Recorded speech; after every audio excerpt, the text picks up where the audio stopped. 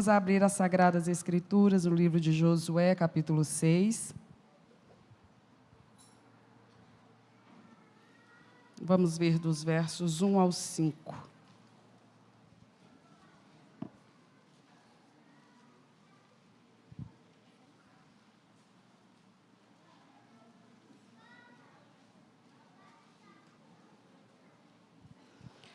Ora, Jericó cerrou-se e estava cerrada por causa dos filhos de Israel. Nenhum saía, nem entrava. Então disse o Senhor a Josué: Olha, tenho dado na tua mão a Jericó e ao seu rei e aos seus valentes e valorosos. Vós, pois, todos os homens de guerra, rodeareis a cidade, cercando a cidade uma vez. Assim fareis por 6 dias, e 7 sacerdotes levarão 7 buzinas de chifre de carneiro diante da arca, e no 7º dia rodeareis a cidade 7 vezes, e os sacerdotes tocarão as buzinas. E será que, tocando-se longamente a buzina de chifre de carneiro, ouvindo vós o sonido da buzina, todo o povo gritará com grande grita, e o muro da cidade cairá abaixo, e o povo subirá nele. Amém? 1 de João, capítulo 3, verso 8.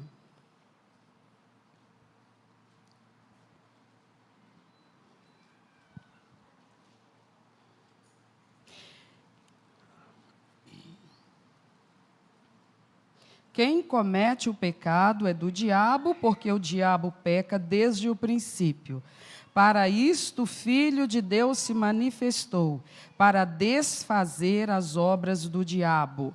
Para isto o Filho de Deus se manifestou, para desfazer as obras do diabo. Apocalipse 7, verso 9.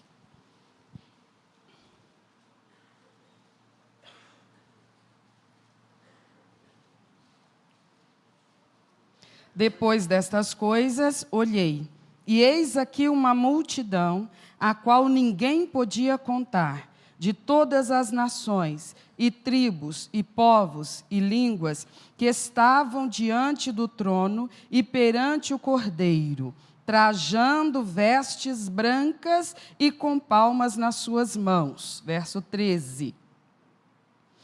E um dos anciãos me falou, dizendo: Estes que estão vestidos de vestes brancas, quem são e de onde vieram?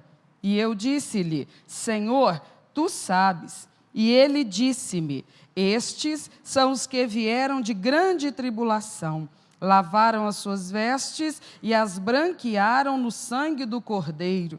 Por isso estão diante do trono de Deus, e o servem de dia e de noite no seu templo. E aquele que está sentado sobre o trono os cobrirá com a sua sombra.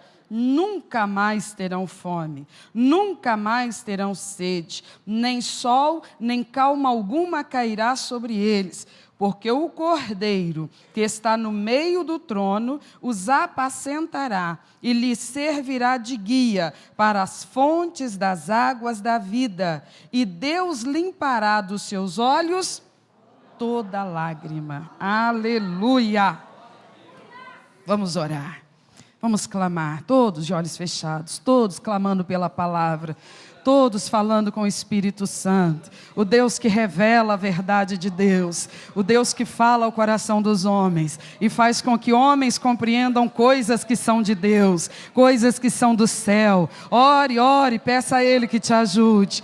Trata conosco nesta noite, Senhor. Ministra, libera a Tua palavra que revela, que liberta, que edifica, que transforma, que fortalece. Eis-nos aqui, Senhor, atraídos viemos por Ti mesmo a esse lugar nesta noite, atraídos pela Tua glória, pela Tua graça, pela Tua misericórdia, pelo Teu favor, porque Tu és real, Pai, poderoso na terra, Senhor, poderoso para salvar, para conquistar um povo para o Teu nome, um povo que marche nessa terra, levantando a bandeira do Teu reino, Senhor, e vivendo as maravilhas do Teu reino. É isso que o Senhor tem feito aqui, nas nossas vidas e nas nossas famílias, que a Tua obra prospere na nossa vida nessa noite. Por isso eu te peço, libera a Tua palavra e a Tua presença, para a glória do Seu próprio nome, Senhor, em nome de Jesus,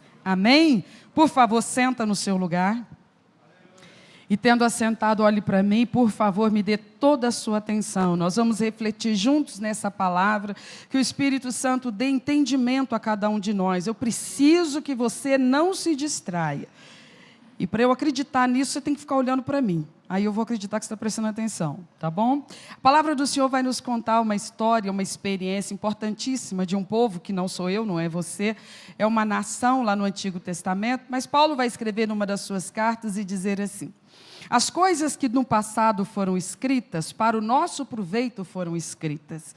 Então nós podemos passear pelas páginas do Antigo Testamento, porque nos feitos de Deus ali, naquele povo, naquela nação, no povo de Israel, nós vamos ver um retrato de como é o nosso Deus e como age o Deus Todo-Poderoso, Criador dos céus e da terra, aquele que nos deu vida e com vida nos sustenta, aquele que todos os dias estende a mão sobre esse planeta e faz com que o sol nasça e no tempo certo faz com que a chuva desça e faz com que o solo frutifique, para que nós, as criaturas feitas à imagem e semelhança dele mesmo, possamos ter vida nesse lugar que ele criou, para que nós aqui vivêssemos para a glória do seu santo nome.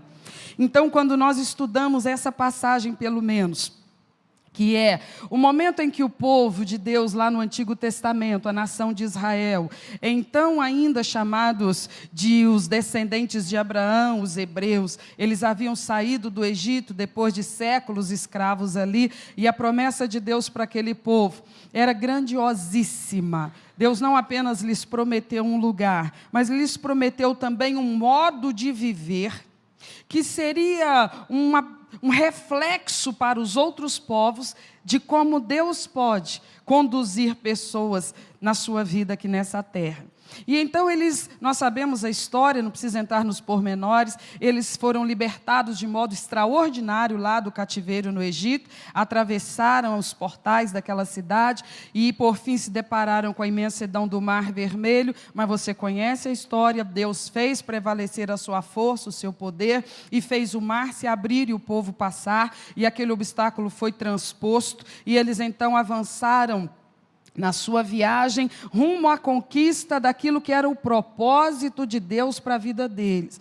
Havia um plano divino para aquele povo. Havia um propósito de Deus para aquelas pessoas, na vida que eles viveriam aqui na terra. E esse propósito incluía uma região geográfica, esse propósito incluía um código de conduta, de comportamento, que foi dado a eles durante a viagem no deserto, esse propósito incluía todas as manifestações religiosas que também foram prescritas para eles, todos os cerimoniais, todas as celebrações, todas as festas, todas as formas de culto, o lugar de culto, as especificações sobre o sacerdócio, tudo estava fazendo parte de um pacote só, o propósito de Deus para a vida deles. Eles viveriam o propósito de Deus, e vivendo o propósito de Deus para eles seriam grandemente beneficiados, porque a palavra diz que os pensamentos de Deus são muito mais elevados do que os nossos. Eles próprios não poderiam desenhar para si um futuro mais maravilhoso do que Deus havia desenhado. Eles não poderiam projetar para si mesmos expectativas como as que Deus havia estabelecido para eles. Então esse era o povo de Deus, esse era o Deus do povo, e esses eram os propósitos de Deus para esse povo. E eles estavam cada dia indo na direção desse propósito, cada dia viajando naquele deserto, enfrentando as intempéries, enfrentando as dificuldades, com muitas experiências maravilhosas, mas eu não posso parar em nenhuma delas, o tempo não nos permite. Nós vamos parar exatamente nesse ponto aqui. Quando eles já haviam atravessado aqueles 40 anos de viagem, e eles já estavam no limite da terra, eles, na verdade, até já haviam conquistado uma porção da terra, uma região fronteiriça, mas agora eles tinham diante deles um novo desafio. Eles rumavam destino ao lugar exato que Deus tinha estabelecido para eles, onde eles iam fixar residência e se organizar como uma nação. Mas para chegar lá, eles precisavam transpor algumas coisas, e a que se apresentava agora era a cidade de Jericó. E essa cidade, ela não apenas era uma cidade onde moravam pessoas especialmente treinadas na guerra, no combate, mas também era uma cidade fortificada. O que significa isso? Significa que ela era rodeada por uma muralha imensa. Tão imensa quanto, dizem os estudiosos, essa muralha tinha cerca de 9 metros de altura, dizem alguns, nas suas partes mais altas. Cerca de 9 metros de altura era a muralha que rodeava essa cidade. E os historiadores também dizem que de largura ela tinha cerca de 6 metros. Então era alguma coisa mais ou menos intransponível. Era alguma coisa mais ou menos impossível de ser atravessada. Do lado de dentro dessas muralhas estava organizada essa cidade chamada Jericó, com seus moradores, e eles ainda acreditavam em mais uma proteção. Eles eram politeístas, adoradores de diversas divindades, invocavam essas divindades, prestavam culto a essas divindades, e de verdade eles acreditavam que os deuses deles também os protegiam. Então, na mentalidade deles, eles pensavam assim: ninguém nunca vai atravessar essas muralhas, ninguém nunca vai transpor essa barreira, ninguém nunca vai nos subjugar. E humanamente falando era impossível mesmo, era uma muralha considerável, e eles ainda criam nos seus deuses. E ali estava o povo de Deus, conduzido pelo próprio Deus, e eles estão diante dessa muralha, dessa barreira. Do outro lado, as etapas que ainda precisavam ser vencidas para chegar ao ponto principal, que era a posse da terra prometida por Deus àquele povo, àquela nação. Eles precisavam tomar posse do território, porque só quando eles estivessem assentados no seu território, organizados em cidades, organizados localmente, eles poderiam organizar as outras coisas, eles poderiam organizar a sua vida diária, agora não mais como escravos, não mais como cativos, como pessoas livres, como pessoas autônomas, tendo seu próprio território, tendo sua própria nação, sua própria língua, criando e construindo agora os seus próprios costumes, tudo fundamentado nas revelações que Deus deu para eles durante aquela viagem. Então, tomar posse da terra era fundamental. Enquanto eles não tomassem posse da terra, não dava para desfrutar o que Deus tinha preparado para eles, não dava para viver o potencial máximo do que Deus tinha preparado para eles. Aquela fase da conquista era essencial. As outras coisas não poderiam vir antes. Aquela etapa não poderia ser substituída por nenhuma outra. Eles tinham que conquistar a terra. Mas no caminho estava essa bendita dessa muralha. E ela era simplesmente impossível de ser derrubada, de ser ultrapassada. Porque ela era justamente o que guardava o caminho, que impedia o avanço de quem quer que fosse através da cidade de Jericó. E eles teriam que agora reconhecer que realmente não, por mais que fossem lindos os planos de Deus para eles, por mais que fossem desejados e maravilhosos, eles agora se viam diante de um obstáculo, que aquele obstáculo gritava para eles: não vai dar, não tem jeito. Foi um sonho, foi uma idealização maravilhosa, teria sido perfeito se fosse possível, mas está vendo que não é possível. Nós conseguimos sair do Egito, nós conseguimos atravessar viajando o deserto afora até aqui, mas está vendo que agora não tem como. Talvez dissessem uns para os outros: não tem como como, não é falta de desejo, não é falta de querer. Nós sonhávamos chegar aonde Deus falou que nós chegaríamos. Não apenas no local, mas também no modo de viver que Deus nos falou. Mas é impossível, simplesmente porque diante de nós tem um obstáculo irremovível. Diante de nós tem um obstáculo que não pode ser removido. O detalhe é que aquele projeto deles, ou para eles, não foi estabelecido por eles mesmos, foi pelo Deus Todo-Poderoso. Justamente esse Deus que as pessoas, infelizmente, têm tanta dificuldade de crer na sua existência, ou imaginam que ele seja apenas uma ideia para acalentar a alma, para manter a consciência mais serena, e então ele pode ter a forma que cada um achar melhor. O importante é cada um criar o seu próprio Deus e acreditar em algum Deus, porque o que vale nem é o Deus, é a fé. É a fé, não importa em qual Deus, o que importa é a fé. A fé é alguma coisa essencial para o bem-estar da alma, é o que se diz. Mas, na verdade, existe um Deus, um só. É verdade, um só. De verdade, um só. Mas existe. E Ele é tudo o que a Bíblia diz que Ele é. Incomparável. Não há com o que se possa compará-lo. Ele não tem nada que se assemelhe a Ele, em força, em sabedoria, em plenitude, em glória e em poder. Mas Ele é o Criador e o sustentador de todas as coisas. E Jesus lá na frente diria, porque para Deus nada é impossível. Por causa disso, os hebreus estavam nesse ponto da jornada. Por causa disso, eles conseguiram sair do Egito, eles conseguiram atravessar o mar em terra seca, sobreviver 40 anos viajando no deserto, sem morrer de insolação, sem morrer por conta da ausência de água, sem morrer por nada. Eles foram sustentados porque Deus é real e é poderoso. E agora eles estão diante de uma muralha, de um obstáculo, realmente, humanamente falando, intransponível. Mas há um detalhe. Se Deus tem um propósito, os propósitos de Deus não podem ser impedidos, frustrados. É o que Jó diz, está registrado em Jó 42:2. Os propósitos de Deus, os planos de Deus não podem ser impedidos, não podem ser frustrados, porque Ele não é um qualquer, Ele é o Todo-Poderoso. E quando há uma pessoa, uma família, uma comunidade que se aliança com esse Deus Todo-Poderoso, forma-se na terra uma parceria inusitada. Uma parceria estranha, no mínimo. Porque simplesmente esse Deus que é todo-poderoso começa a agir na vida e através da vida de meros seres humanos.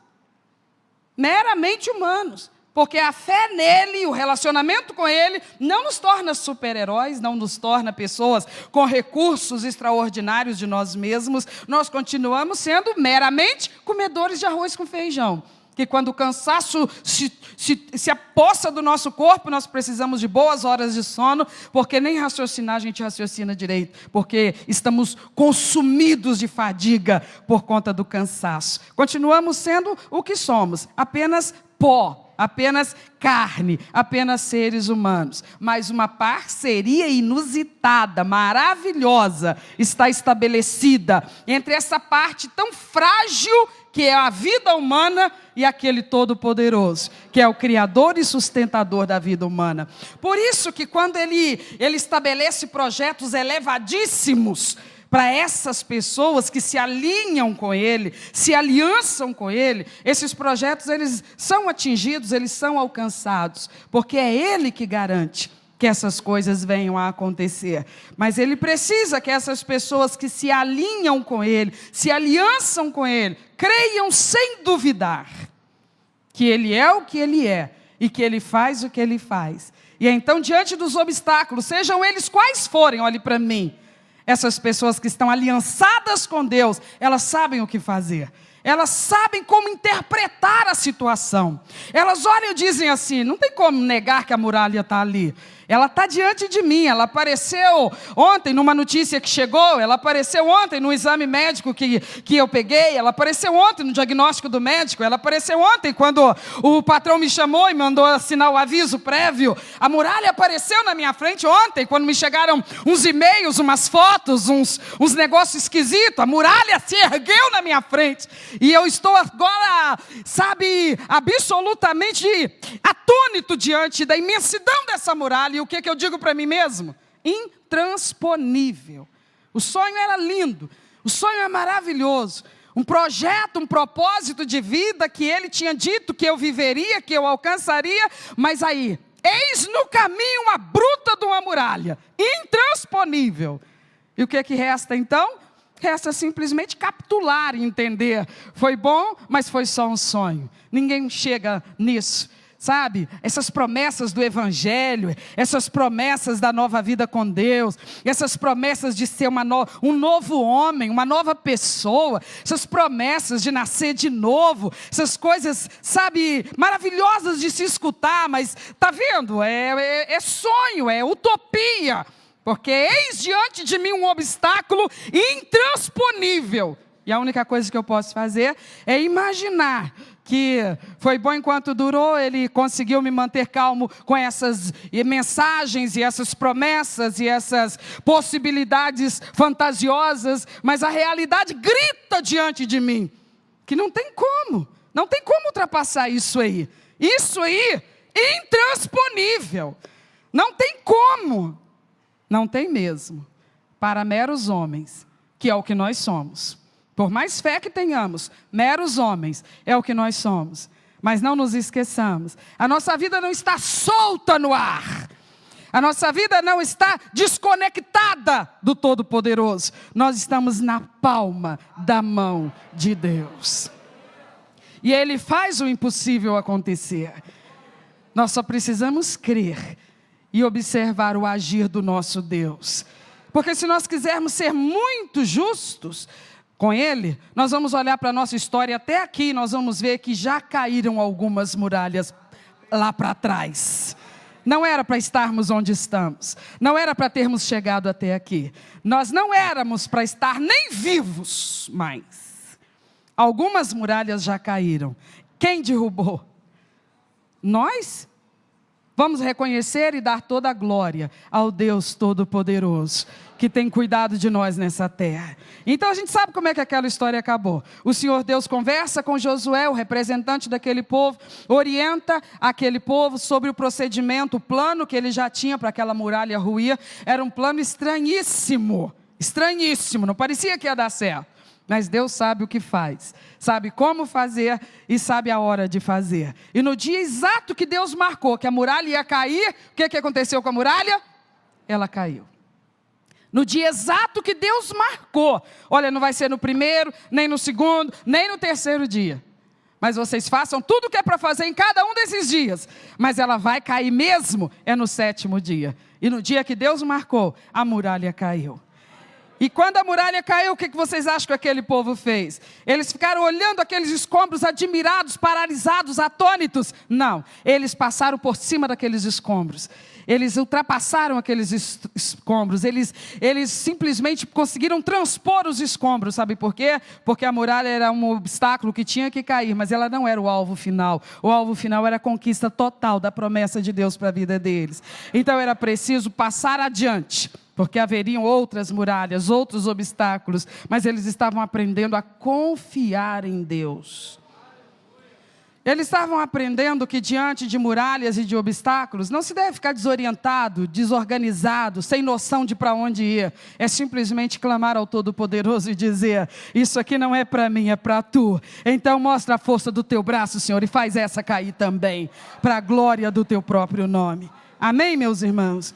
Quando nós estudamos essas coisas no Antigo Testamento, elas nos emocionam, elas nos impressionam, elas nos agradam bastante, mas parece que é uma coisa tão distante da nossa realidade. Mas vamos falar a verdade? Cada um de nós hoje somos povo de Deus, reunidos aqui nesse lugar nesta noite. Temos aprendido a confiar em Deus, temos aprendido a conhecer a Deus através da palavra. Temos uma fé em Deus, que é uma coisa sincera lá.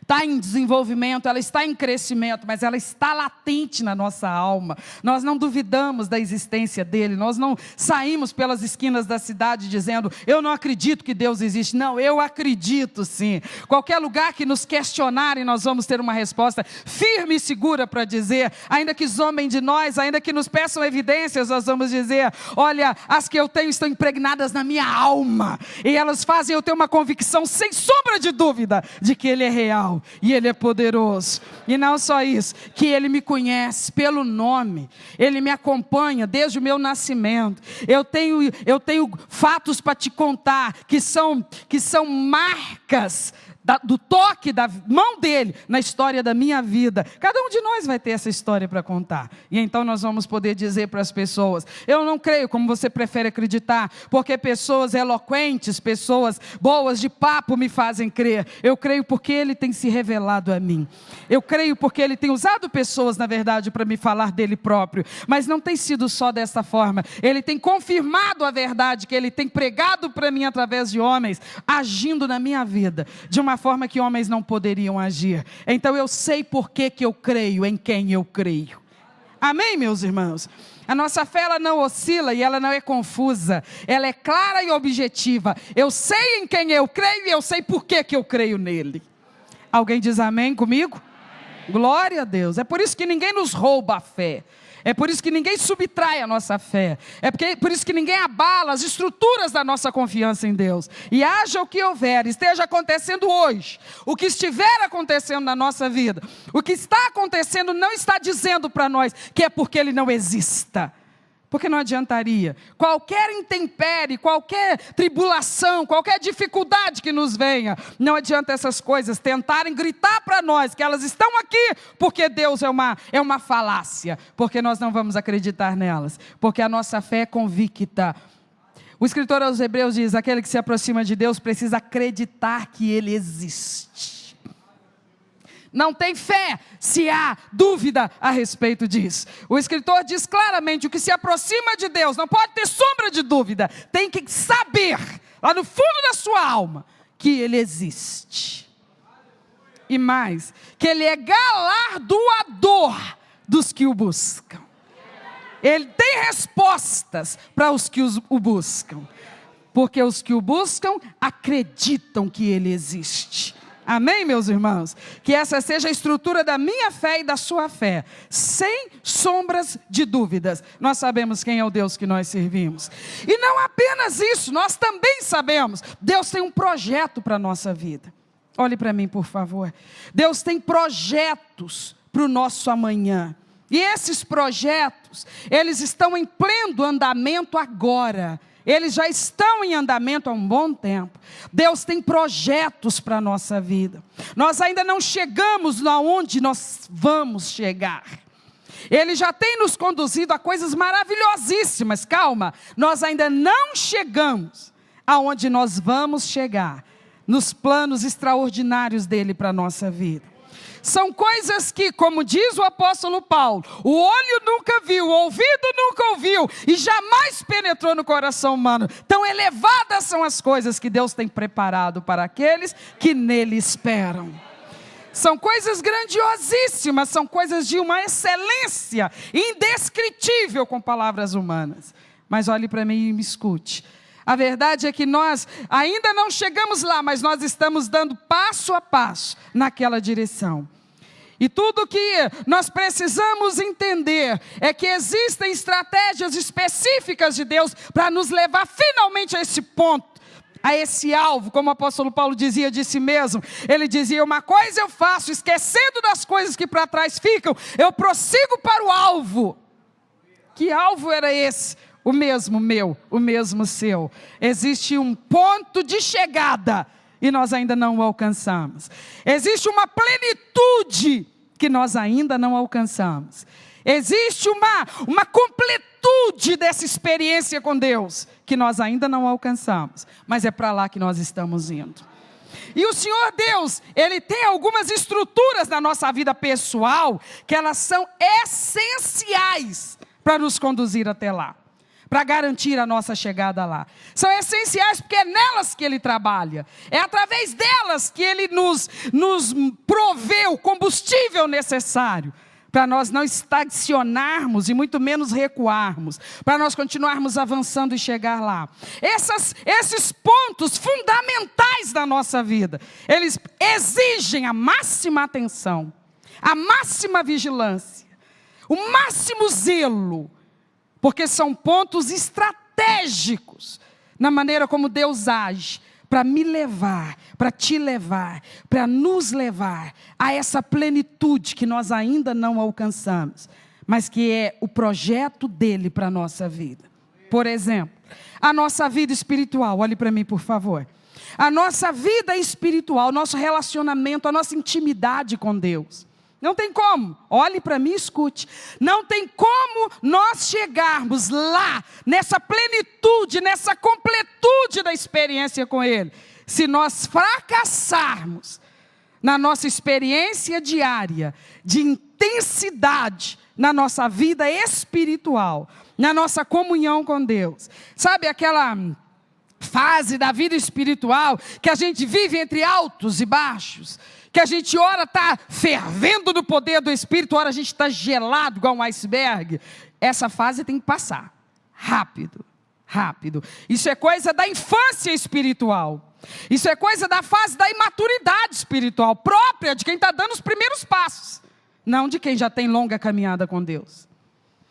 Não de quem sabe o que quer, e quer é servir a Deus nessa terra.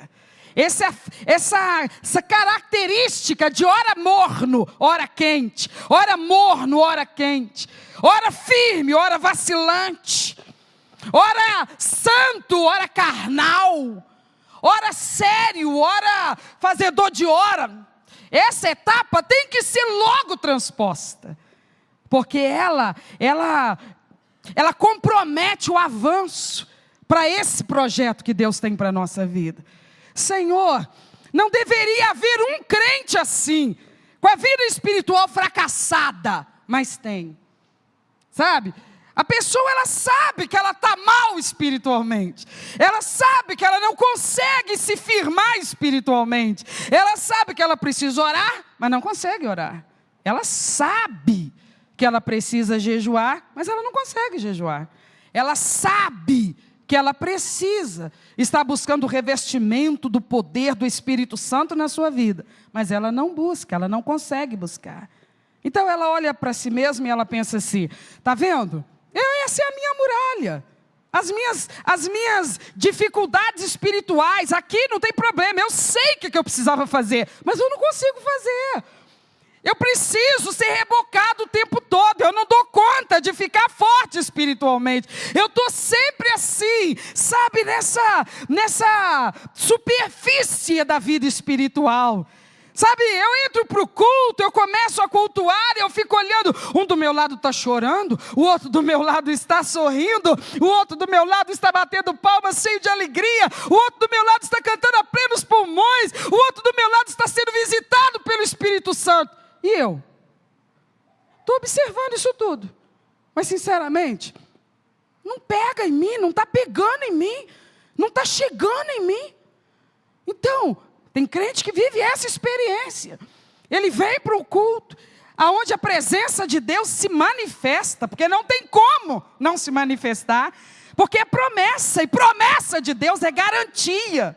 Ele disse, onde 2 ou mais se reunirem no meu nome, eu estou ali. E é impossível ele estar e as ovelhas não perceberem. E percebendo, não se constrangerem, não se comoverem, não se emocionarem diante da presença dele. E às vezes o crente está no recinto, ele está participando desse serviço, desse culto ao Senhor, e ele vê o fogo se alastrando, e pega em muita gente, mas não nele. Aí ele começa a olhar para si mesmo e ele diz, está vendo? Sei o que acontece comigo. Eu não sei o que acontece comigo, eu não consigo me entregar, eu não consigo, sabe, me deixar levar pelo Espírito, eu não percebo a presença dEle, eu não alcanço essa intimidade, eu gostaria, mas eu não consigo. Eu venho à igreja, eu não falto aos cultos, eu procuro ler a Bíblia, eu procuro me forçar para cantar, me forçar para orar, mas de verdade eu me sinto gelado espiritualmente o tempo inteiro. Ele não me toca, Ele não me visita. O que está acontecendo, Senhor? Sem motivo nunca é. Porque o salmista mesmo, o Senhor vai falar através do salmista, que a maldição sem causa ela não vem. Algum motivo tem. Sempre tem. Porque isso é uma coisa contra a ordem natural. Sabe por quê? Porque Ele mesmo fala assim, chegai-vos a mim e eu me chegarei a vós outros. Ele falou isso. Ele diz, olha, a recíproca será verdadeira. Se você deseja, eu também desejo. Se você deseja ser cheio, eu também desejo te encher. Se você reconhece que precisa estar transbordando do meu poder, eu também reconheço que você precisa disso. Eu estou pronto a derramar sobre a sua vida. Está acontecendo alguma coisa. Senhor, o que está acontecendo? Lá no fundo, a gente sabe o porquê. Lá no fundo a gente sabe o porquê. Muitas vezes a gente não quer verbalizar, não quer assumir, mas lá no fundo a gente sabe quais são as nossas resistências. A gente sabe, a gente tem respeito, reverência, então a gente não quer traduzir isso em palavras. Mas lá no fundo, Deus sabe e a gente sabe. Por que dessa barreira? Muitas vezes a gente está tão preconceituoso contra a fé cristã, evangélica, pentecostal. A gente está vendo tantas coisas, tantas esquisitices por aí, que a gente está com medo de ficar esquisito. A gente está com medo de uma visitação que faça a gente fazer algumas coisas meio estranhas no meio do público e de repente nós vamos nos assemelhar a coisas que a gente anda vendo aí por alguns vídeos por aí afora, coisas extremas que a gente fica assim pensando, nossa, mas isso é muito estranho. Então é isso que é ser cheio do Espírito Santo? Eu estou até com medo. Então a gente está travado na presença dEle. Às vezes por causa disso, não sempre só por isso. Estou apenas dando uma das possibilidades. Às vezes nós estamos com medo dessa experiência, pensando, mas será que isso não é da carne? Será que isso não vai ser apenas emoção? Será que isso não vai me expor demais? O que as pessoas vão pensar, vão dizer? O que isso vai significar dali para frente? Eu vou perder o controle. Toda vez que tiver um culto, uma adoração, e que eu me sentir assim,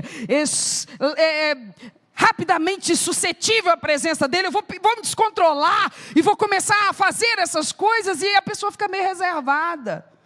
E ela não entende que se por um lado é verdade que existem algumas pantomimas por aí e alguns excessos sem respaldo bíblico, também é verdade que há manifestações genuínas da presença do Espírito Santo no meio do povo de Deus. E também é verdade que quando são essas manifestações genuínas, alguma reação a gente apresenta, porque a presença dele preenchendo essa estrutura que é apenas de pó, e então a gente fica realmente tocado de alguma maneira, e alguns de nós choram copiosamente, e alguém que não tem uma boa experiência na vida cristã pentecostal, vai preferir imaginar que esse choro seja de um desespero, de uma vida destruída, e não imagina que é o gozo da presença do Espírito Santo, que leva às lágrimas, não lágrimas de desespero, mas lágrimas de êxtase quase, lágrimas de contemplação da glória do Senhor. Que se você perguntar para aquela pessoa que chora tão copiosamente quando o Espírito Santo lhe visita e pedir para ela assim, mas me fala, por que você está assim tão emocionado? A pessoa não vai conseguir descrever com as suas palavras, ela simplesmente vai dizer, a glória dele. Quando a glória dele desce, quando a glória dele me toca. Glória? O que é esse negócio de glória? Explica melhor. Assim, não tem palavras aqui embaixo, não tem nada aqui embaixo que eu possa dizer para você. Sabe isso aqui assim? É parecido com isso, não tem nada aqui embaixo que compare com as coisas lá de cima. É excepcional demais, é indescritível. Mas ainda assim, é perfeitamente discernível por uma alma que realmente consegue amadurecer nas coisas de Deus, estudando a verdade do Senhor, e o Espírito do Senhor não lhe deixa confuso. E então essa pessoa é visitada pela presença do Espírito Santo.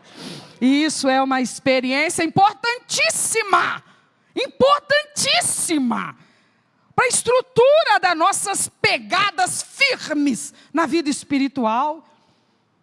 Eu quero chegar, Senhor, nesse propósito máximo que o Senhor tem para a minha vida. A minha vida espiritual é essencial para isso? É, minha filha. Senhor, e para a minha vida espiritual está na estrutura necessária para me levar até lá. Eu preciso dessa intimidade com o Senhor. Precisa, minha filha. Então, Senhor, essa barreira tem que cair hoje. Então essa minha dificuldade, essa minha resistência precisa cair hoje. Então está vendo, Senhor, eu vim viajando por esse deserto e eu estou agora diante de uma muralha que pode impedir que eu chegue ao propósito que o Senhor tem para a minha vida. Essa minha resistência à visitação do Espírito Santo. Senhor, eu preciso ficar livre disso. E falo a verdade contigo, eu sozinho não consigo derrubar essa muralha. Por isso eu estou diante do Senhor. Nós somos parceiros aqui nessa terra. É uma parceria inusitada, é verdade. Porque eu sou só um comedor de arroz com feijão. E tu és o Deus Todo-Poderoso. Então eu te peço, mostra a força do teu braço. E joga essa muralha por terra hoje. E visita a minha alma.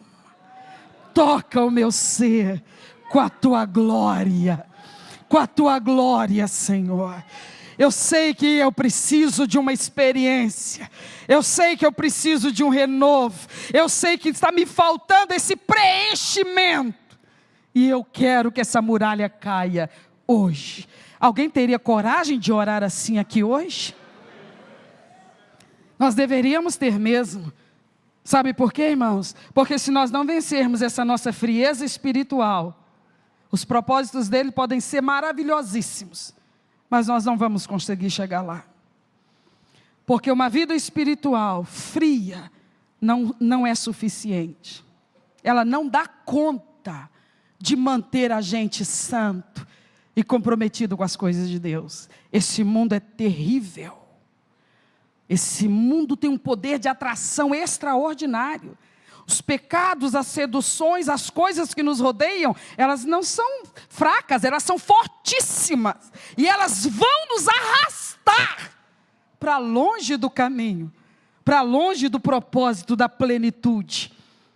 Então uma vida espiritual fria, vazia, formal, sem entrega, sem intimidade, sem intensidade, não dá conta de manter a gente no caminho. Esse é um tempo, e você sabe que eu não estou exagerando, em que a igreja tem que se entregar totalmente ao Senhor. Só o crente que realmente firmar um propósito de intimidade com o Espírito Santo, será cheio da presença dEle. E então terá a estrutura perfeitamente possível para resistir a esse mundo aí fora. Você sabe o que é um homem de Deus, uma mulher de Deus, um moço e uma moça de Deus, transitando aí pelos corredores da sociedade, não tendo outra opção senão fazer isso, porque precisa estudar, precisa trabalhar, precisa interagir, e vai estar em contato com tantas possibilidades de prazeres e lazeres, e ideias e filosofias. Mas você sabe o que é que nada disso manchar essa pessoa? Porque ela está plena com a presença do Espírito Santo.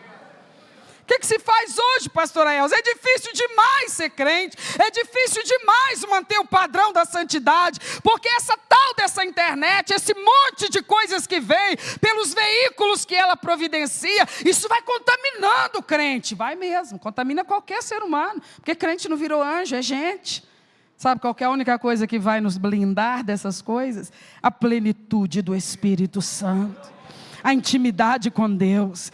Eu não posso reduzir a porção dele, eu tenho que buscar é mais, é mais, é mais. Porque só quem estiver pleno da intimidade com Deus vai ter a força moral necessária para não ceder. Porque a tentação aí fora não é fraca, ela é forte. Eu estou exagerando, meus irmãos? O mundo é fraco na guerra contra a fé em Cristo? Não, o mundo é fortíssimo. Sabe qual que é a força do mundo? A nossa fraqueza. A força do mundo é a nossa fraqueza. O que faz o mundo ser tão eloquente comigo? as minhas fraquezas. Por que que o argumento mundano, ele funciona comigo? Por causa das minhas fraquezas. Então, meu Deus, eu preciso que o Senhor providencie com urgência urgentíssima. Muda esse mundo, então. Não, não é por aí. Ele tem que trabalhar, não é lá, é cá. É nas minhas fraquezas. Porque se eu estiver naquilo em que sou fraco, fortalecido espiritualmente, então o mundo perde a força que ele tinha em cima de mim. Ele perde o poder que ele tinha de me seduzir, de me arrastar. É por isso que nós temos que fechar um acordo com o Senhor aqui nessa noite.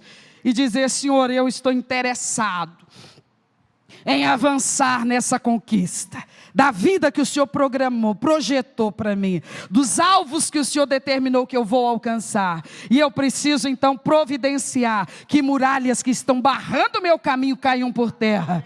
Senhor, eu quero muito ser esse crente, cheio do Espírito Santo, na plenitude do poder da fé pentecostal, da fé regida pela presença do Espírito Santo, pelo comando do Espírito Santo, pelo vigor que o Espírito Santo dá, porque é Ele que vai fazer essa obra na nossa vida. Eu não sei quantos de nós reunidos aqui nessa noite poderíamos levantar a nossa mão e dizer assim, eu sou um crente em Cristo Jesus, mas eu não sou batizado com o Espírito Santo e com poder. E eu perguntaria, e você tem buscado por isso? E talvez com toda a sinceridade do mundo a pessoa dissesse, de verdade? Não. Por quê? Por que não tem buscado? Porque, não sei, eu não acho que seja tão essencial, e eu também não entendo muito essas coisas, eu fico com receio do que isso possa significar. Eu vou te dizer nessa noite, creia sem duvidar naquilo que está escrito. Jesus falou, é-me dado todo o poder no céu e na terra. E o poder que vai ser derramado sobre a igreja não é de outro Deus, é do único e verdadeiro Deus. Ah, mas eu tenho medo dessas experiências, sabe-se lá se é coisa do demônio. Demônio não age aqui. Nós somos o povo marcado pelo sangue de Jesus. Se você falar com o Senhor da igreja, o poder que vai descer sobre a sua vida é a do Senhor da igreja, Jesus Cristo nosso Senhor. Amém, meus irmãos?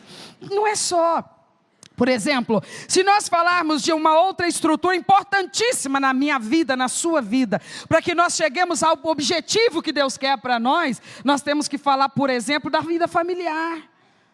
Porque a estrutura dos nossos relacionamentos familiares é essencial para que nós cheguemos aonde nós temos que chegar. Porque família faz parte da maneira como Deus age na vida da gente. Então, por conta disso, como eu disse há pouco, são as estruturas que Deus usa estrategicamente para o nosso avanço espiritual. Então, elas precisam do máximo zelo, da máxima atenção. Às vezes a gente olha para a nossa vida familiar, e a gente olha e examina e observa e fala, quer saber de uma coisa? A minha vida familiar é um negócio mais ou menos assim. Desgastante. É desgastante. Pastora, você sabe o que me adoece? Meus relacionamentos familiares. Pastora, eu vou te falar uma coisa. Não tem lugar de onde flui mais aborrecimento para mim, senão dos relacionamentos lá dentro de casa. É justamente com as pessoas com quem eu moro, é justamente os relacionamentos familiares que me adoecem. Sabe, eu fico tenso, eu fico estressado, eu fico nervosa, eu fico depressivo. Se eu for lá conversar com o doutor, com a psicóloga, com o meu terapeuta, e eles vão saber, olha, tudo isso é proveniente dos relacionamentos familiares. Seu problema todo flui disso, da sua estrutura familiar. Aí eu vou pregando para a igreja, vou explicando na palavra de Deus e dizendo, olha, a família, ela é a instrumentalidade de Deus na nossa vida. Nós precisamos da família. Através da família, Deus nos protege, Deus cuida de nós, Deus nos treina. E da mesma forma nos usa para proteger aqueles, para treinar aqueles, para estar com aqueles. E a gente fala, mas não funciona. Sabe, o desenho que a Bíblia faz dessa família, que ela é forte, que ela é unida, e que ela coopera para o crescimento espiritual um do outro, que ela é o oásis de paz na terra, que a pessoa pode ser atribulada em qualquer canto e ambiente da sociedade, mas ela deseja ardentemente a hora de voltar para casa, porque ela dentro de casa que ela respira aliviada. Ela pensa, graças a Deus, eu estou de volta ao meu recanto, eu estou de volta àqueles que eu mais amo, e àqueles que eu sei que me amam, graças a Deus, eu voltei para o meu oásis de paz. É isso que me dá força todo dia para enfrentar esse mundo cheio de intolerância. Eu sei que na hora que o expediente acabar, eu vou voltar para minha casa. Ai, que lugar maravilhoso, oh Deus, cada dia que eu atravesso essas portas, eu atravesso dando glória a Deus. O Senhor me deu um lar, e mais do que um teto, o Senhor me deu família. Que pessoas maravilhosas, como eu amo essa esposa, como eu amo esse marido. Meu Deus, que seria de mim sem esses pais, sem esses filhos? Meu Deus, como que a família é importante na minha vida. Eu tenho que te agradecer todo dia pela família que o Senhor me deu. É assim, meus irmãos? Deveria ser. Deveria ser. Mais do que deveria ser, precisa começar a ser. Sabe quando que isso vai começar a acontecer? Quando nós pararmos de dar tanto valor, excessivo valor, ilusório valor, fuga, nessa valorização de relacionamentos, que estão lá pelo 4º, 5º, 7º, 10º grau de importância na nossa vida. Quando nós priorizarmos a nossa família, quando nós olharmos para aqueles que estão debaixo do mesmo teto conosco, a nossa equipe nessa terra, quando nós olharmos para eles com devida valorização, ao invés de olhar para eles sempre com aquela investigação crítica, buscando as falhas e só pontuando as falhas, nós somos tão generosos com os de fora. Nós somos tão generosos com os amigos virtuais. Nós somos tão bons de papo com os de fora. Somos tão agradáveis, bem-humorados. Nós somos tão receptivos. Nós somos tão prestativos com os de fora. Nós somos sempre tão educados, refinados, gentis. Nós somos pessoas agradabilíssimas com os de fora. Vai ver por que nós temos tanta gente que quer bater papo conosco no Zap. Por que tem tanta gente querendo conversar com a gente pelo WhatsApp? Por que tem tanta gente que usa esse meio hoje? Porque a conversa ali é encantadora. É encantadora. A conversa ali é encantadora. Por quê? Que poder que tem essa ferramenta? Não é a ferramenta. Não é a ferramenta.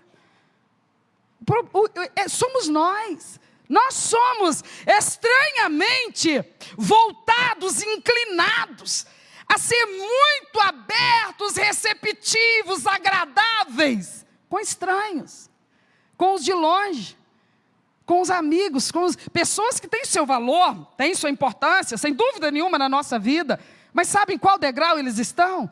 Lá pelo 10º, 15º, 100º, em questão de importância na estrutura da nossa existência na sociedade.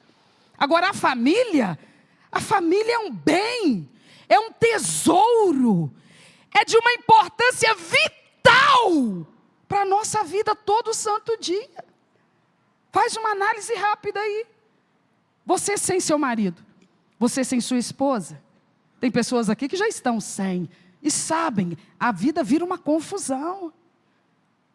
Você sem seu pai, sem sua mãe, tem gente aqui que já os perdeu, e você sabe, a vida desequilibra.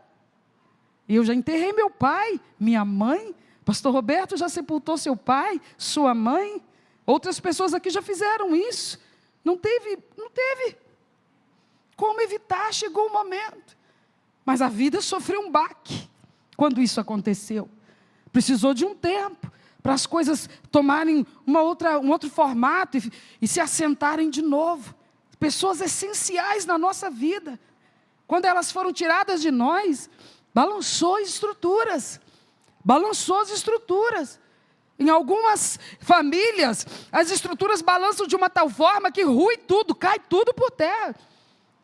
Perde completamente, desorienta tudo. Há pessoas que elas simplesmente se foram. Elas não apenas estavam dentro de casas e estando dentro de casas eram ausentes, não participavam, não interagiam. Mas depois desse período agindo assim, elas juntaram suas malas e se foram, deixando para trás. Uma família ficou mutilada, faltou um pedaço, faltou alguém. E porque esse se foi, sobrecarregou o que ficou. E o que ficou sofreu um desgaste. E aí, por mais que se debata, tentando cumprir a função múltipla, duplicada, ainda tem aqueles filhos que eles não foram idealmente supridos, por conta daquele que se foi. E não se foi porque morreu. Se foi atrás de um sonho, de uma utopia, de uma ilusão. Se foi no combustível do egoísmo, porque tem que ser feliz, eu tenho que ser feliz, eu tenho que ser feliz. Família não é qualquer coisa. Família é um instrumento de Deus para colocar ordem na minha vida, na sua vida. Mas nós não damos a ela o valor que Deus dá para ela. Nós brincamos com ela, nós atacamos ela, nós atacamos a nossa família. Nós agredimos a nossa família. Nós temos potencial de caridade, sabe, de compaixão, só não usamos ele dentro de casa. Não usamos isso dentro de casa. Se a gente vê lá a doninha da casa, porque no que diz respeito à limpeza diária, é só ela que é a dona da casa. Ninguém mais ali é dona da casa. É só a coitada. Quando se trata de vasilha para lavar, comida para fazer, roupa para passar. Quando se trata de faxina, quando se trata de lisar box de banheiro, sangue de Jesus tem poder. Aí a dona da casa é só nós, ninguém mais é dono daquela casa, é só nós, coitadinha. Mas nós não somos máquina, tem dia que nós estamos passando mal, tem dia que a junta dói, tem dia que a gente está naqueles dias em que nós ficamos tudo desorientadas, tem dia que o estômago está doendo, a cabeça está doendo, uma gripe pegou, uma virose chegou, alguém passa perto de nós lá dentro de casa e fala assim, o que você tem? Você está esquisita hoje? Cara, é essa? Parece que acordou do avesso? Vou embora. Não, eu estou sentindo uma dor, é mesmo. Você sabe onde é que estava aquilo assim que eu estava procurando? Nem registra. Nem registra. Que a coitadinha da dona de casa, ela está mal, ela está sentindo dor. Alguém poderia providenciar, por favor, uma dipirona? Ninguém faz isso, ninguém cuida dela. Ninguém cuida dela, ela que cuida de todo mundo. Cadê as irmãzinhas, minhas companheiras? Ela que cuida de todo mundo. Quem é que cuida dela? Aí algum marido vai dizer assim, não, quando ela adoece, eu busco a mãe dela para cuidar dela. Ou a minha mãe para cuidar dela. Isso é uma coisa que é assim mesmo. As meninas que estão aqui muito sonhadeiras para casar, já podem entender, não é assim mesmo. Mas nós precisamos questionar nós mesmos. Por que eu não sou para a minha família o que eu estou tão disposto a ser para os amigos do WhatsApp? Por que eu não sou para a minha família o que eu estou tão disposto a ser para aqueles que me acompanham pelos outros meios virtuais da vida? Gente que de verdade, são estranhos para mim. São meu próximo, são meu semelhante, no que eu puder eu preciso ajudar, mesmo se eu nem conhecer, mas espera aí. Comparado com a minha família é gente especial para mim na terra. Eu não deveria atacar a minha família. Eu não deveria desprezar a minha família. Eu deveria entender a visão de Deus sobre a família e eu cooperar com Deus nisso. Por quê? Porque eu preciso de uma vida familiar estruturada, sem essas ameaças constantes. Eu estou quase indo embora. Nossa, vem você de novo. Eu não sei o que eu ainda estou fazendo aqui. Eu vou acabar indo embora. Ameaça, ameaça, ameaça, ameaça o tempo todo, o tempo todo. Quem dorme com isso? Quem tem sossego com isso? Para que isso? A família que vai nos adoecer. É a família que está nos adoecendo. Mas é por ela também que nós podemos ser curados. É ela que o Espírito Santo vai usar para nos curar também. Quando dentro de casa a gente aprender a pedir perdão. Quando dentro de casa a gente aprender a exercer a humildade. Quando dentro de casa a gente aprender a falar mais baixo um pouco. Pedir por favor. Lembrar de dizer muito obrigado. Quando dentro de casa a gente parar de querer ser tratado na palma da mão. E nunca, jamais tratar os outros da mesma forma. A família precisa ser olhada com outro olhar. Porque Deus tem um projeto. Mas esse projeto precisa da nossa vivência familiar. Porque lá fora tem um mundo, sabe, cheio de argumentos para nos arrastar para um monte de maus caminhos. Péssimos conselhos estão nos esperando do lado de fora. Mas se nós formos apegados à nossa família, os bons conselhos de dentro de casa vão nos proteger dos maus conselhos da rua. Se nós valorizarmos a nossa família, Deus vai usar a nossa família para nos proteger. Ele vai usar a esposa para proteger o marido. Ele vai usar o marido para proteger a esposa. Ele vai usar os pais para proteger os filhos. Tudo isso vai funcionar, sabe por quê? Porque será uma equipe unida. Porque é assim que Deus usa uma família. Quando ela é unida na presença do Senhor. Aí talvez alguém me ouça aqui nessa noite e diga: pastora, isso aí é o meu sonho. É o ideal de família que eu tenho. Mas fala a verdade para a senhora. Lá em casa não tem jeito. Não cessam as brigas, não cessam as discórdias. É impressionante, tem um troço lá em casa. Não tem, sabe o que tem? Tem uma muralha que Jesus vai quebrar nessa noite. Se famílias estiverem aqui com toda a humildade diante dele, dizendo: Senhor, nós vamos parar com esse negócio de estar lá na igreja simplesmente aprendendo sobre família, concordando com tudo que a gente escuta, nos emocionando com o que é pregado sobre família, sabendo que na casa da gente as coisas precisam mudar, mas quando sai da porta para fora nós continuamos tratando uns aos outros do mesmo jeito. Então, Senhor, hoje nós queremos mudança de verdade lá em casa. Hoje nós queremos sair daqui com essa confiança de fé, que o Senhor estende a tua mão e derruba essa muralha por terra hoje. E lá em casa a coisa começa a mudar agora. Alguém aqui acredita no poder de Deus para agir assim dentro da sua casa? Porque, meus irmãos, falta de palavra não é. O que está faltando então? Está faltando o agir de Deus. Mas onde que Deus age? Aonde tem pessoas que desejam isso, que buscam por isso. Eu queria que nessa noite nós parássemos e refletíssemos. Existe um alvo aonde nós precisamos chegar. Nós acabamos de ler em Apocalipse, e finalizo aqui, onde João tem a visão na ilha de Patmos.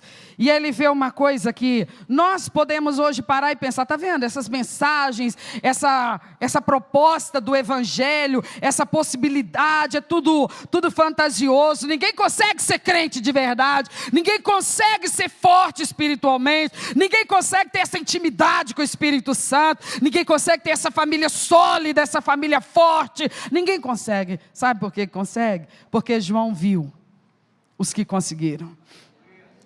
2000 anos atrás ele viu uma cena, e essa cena acontecia no céu, e ele diz aqui no capítulo 7, que nós lemos em Apocalipse, ele disse: eu vi, não uma pequena, eu vi uma grande multidão. Onde eles estão, João? Eles estão lá, aonde o projeto de Deus apontava, que o povo dele chegaria lá, a terra prometida. Eu vi eles lá na terra. Então vai acontecer. Promessas, o evangelho são um monte de promessas que nunca vão se cumprir. João está dizendo: eu vi, e não era pouca gente não, era uma numerosa multidão. Eu vi eles lá, no lugar aonde o seu Deus prometeu que vai te levar. Eu vi uma multidão lá. Fala deles, João. O que me chamou a atenção neles era o seguinte: eles estavam todos vestidos de vestes brancas. O que isso representa, João? Representa a conduta santa na terra. Ninguém consegue isso se não acreditar no poder do sangue do Cordeiro. Mas João, todo mundo que ouve o evangelho, ele quer crer no céu, e quer crer que vai para o céu, e quer crer que vai continuar sendo um crente vitorioso, mas não é fácil. Não é fácil, o negócio não está brincadeira, é remar contra a maré. Você quer agradar a Deus, mas no final das contas, você agrada a carne o tempo todo. João disse, olha, os que eu vi lá, eles chegaram lá, porque eles creram no poder do sangue do Cordeiro. O que isso significa, João? Significa que ele lá na cruz do Calvário, como diz João 3:8 que nós lemos, ele desfez as obras do diabo. Muralhas malignas que estavam impedindo o avanço do povo de Deus. Lá na cruz, ele jogou essas muralhas por terra. Ele já jogou essas muralhas por terra. O que nós agora precisamos fazer? Precisamos crer na obra que Jesus Cristo efetuou por nós naquela cruz. Senhor, eu sei que eu preciso ser um crente totalmente diferente. Então seja. Eu posso? Você pode. Por que você pode? Porque ele já na cruz do Calvário jogou qualquer muralha por terra. Fica de pé no seu lugar. Daqui a pouquinho nós vamos participar da ceia, mas antes disso eu quero só oração. Eu quero que você feche os seus olhos. Não diga nada, apenas me ouça. Talvez você vai dizer para Deus aqui nesta oração agora, Senhor, eu quero te falar a verdade, meu Pai. Sabe qual que é a muralha na minha vida? Que me impede de avançar? Eu sou um crente, mas fala a verdade, eu estou estagnado. Eu estou desanimado, vazio, estou levando a coisa assim porque eu tenho medo de desviar completamente e acabar indo para o inferno, mas eu não estou empolgado com a fé. Agora, se o Senhor quer que eu te explique qual que é a minha muralha, talvez alguém vai ter que falar isso para ele aqui hoje. E vai dizer assim, a minha muralha, meu Deus, sou eu mesmo. Sou eu mesmo. Eu sei que eu preciso tomar uma decisão. Eu sei que eu preciso fazer uma escolha. Eu sei que a minha carne fica me mantendo atraído pelas coisas que não deveriam ter minha atenção. Eu não tomo a minha decisão. Ninguém vai tomar por mim. A muralha sou eu. Esse velho homem que se levantou de novo. Ao invés da minha gratidão pela salvação que o Senhor tem me dado, eu tenho apresentado diante de Ti ao velho homem, se impondo diante do Senhor, teimando com o Senhor e querendo fazer minha própria vontade. Eu sei que eu deveria fazer, mas eu não estou afim de fazer. Senhor, a muralha sou eu. Tem solução para isso, Senhor? Se alguém disser isso para Deus, talvez Ele vai dizer para você o que Ele disse através do profeta Jeremias. Desce a olaria. Desce a olaria. Você é vaso, desce a olaria. Entregue-se na mão do oleiro. Deixa ele examinar esse vaso. Talvez o oleiro vai dizer assim, dessa forma eu não quero. Talvez o oleiro examinando esse vaso hoje, ele vai dizer, desse formato para mim não serve. E então você diga para o oleiro, eu estou em tuas mãos. Eu estou em tuas mãos. E se você disser isso, então ele vai falar para você o que ele vai fazer. Eu vou quebrar. E eu vou fazer de novo. E eu vou dar a forma que eu quero. Eu vou dar a forma que me agrada. Talvez nós precisemos fazer essa oração aqui antes de participarmos da Santa Ceia.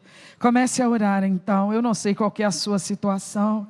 Eu só quero te dizer aqui nesta noite, nós precisamos avançar.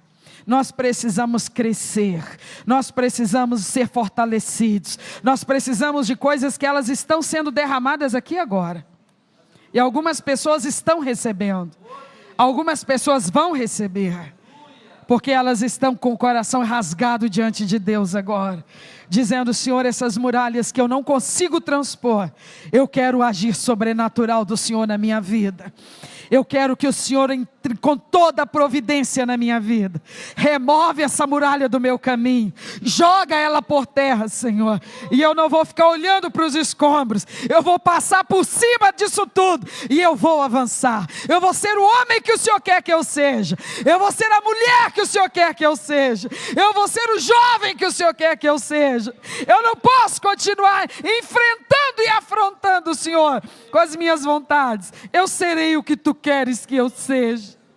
Alguém aqui tem coragem de dizer isso para Deus? Eu serei o que tu queres que eu seja. Se você tem essa ousadia, coloca a mão sobre o seu coração e diga para Ele. Ele te conhece. Ele está aqui para resgatar a mim e a você nessa noite. Não há impossíveis para Ele. Ah, pastora, mas eu estou com tanta vergonha. Ele já está julgando essa muralha por terra. É do interesse dEle fazer você avançar. É do interesse dEle restaurar você. É do interesse dEle renovar você. Visita a tua igreja, eu te peço, Senhor. Tu já estás habitando no profundo desse coração. Espírito Santo, cada um de nós aqui, já somos templo e morada do Senhor. E Tu tens visto, Senhor, algumas pessoas estacionadas. E, ó Deus, absolutamente esgotadas espiritualmente, diante dos obstáculos. Mas o Senhor é Deus que abre o caminho para o seu povo passar. É o Senhor que tira os obstáculos do caminho. Então eu peço o teu agir poderoso nessa noite, em favor desse teu servo, em favor dessa tua serva. Que o Senhor limpe o caminho para o teu povo passar. Tira da nossa frente essas muralhas, Senhor. Tira da nossa frente esses obstáculos que zombam de nós e que nos fazem pensar e acreditar que nós não vamos conseguir chegar na vida que o Senhor tem preparado para nós. Nós vamos crer na Tua promessa. É o Senhor que vai nos levar. Então eu te peço, toma-nos pela mão direita nessa noite.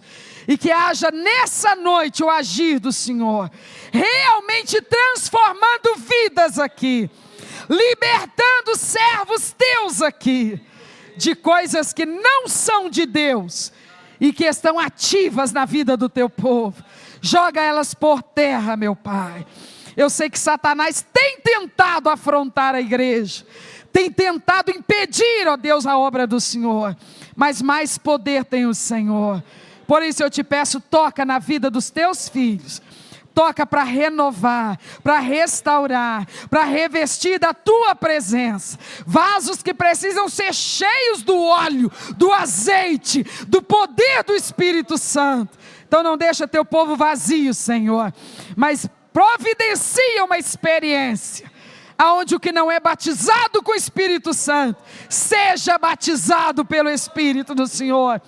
E o que já é batizado, mas está esvaziado, ele seja renovado, revestido, preenchido com a presença do Senhor, com o mover do Senhor, porque nós somos Teus parceiros nessa terra. Que a obra do Senhor avance, meu Pai, em cada vida e em cada família, para a glória do Senhor mesmo, em nome de Jesus. Amém, meus irmãos? Por favor, senta no seu lugar, os diáconos, as diaconisas, o pessoal do louvor, os pastores auxiliares se posicionando, porque nós já vamos passar para a Santa Ceia do Senhor. Que o Espírito Santo continue falando conosco durante essa ceia. Aleluia.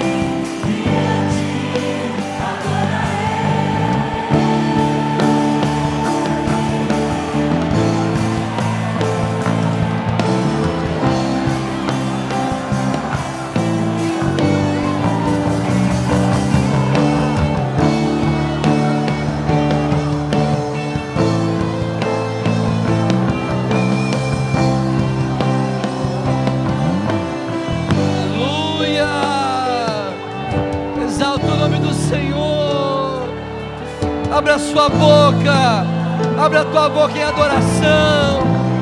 Dê liberdade para o Espírito Santo nessa noite. Urindolo malá, uriendolo malá, urindolo malá. Aleluia.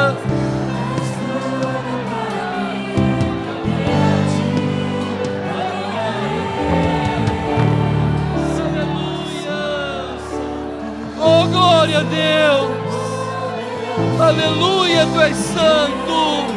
Glória a Deus. Glória a Deus. Aleluia. Tua igreja te adora, Senhor. Teu povo te exalta. Aleluia. Nós te adoramos, Senhor. Oh, glória. Aplauda o nome do Senhor, exalta, glória a Deus, glória a Deus, glória a Deus. Seja engrandecido o Teu nome, seja exaltado o Teu nome, Senhor. Aleluia, aleluia, glória a Deus, glória a Deus, glórias a Ti, ó Deus, aleluia. Muito obrigado, Deus. Aleluia.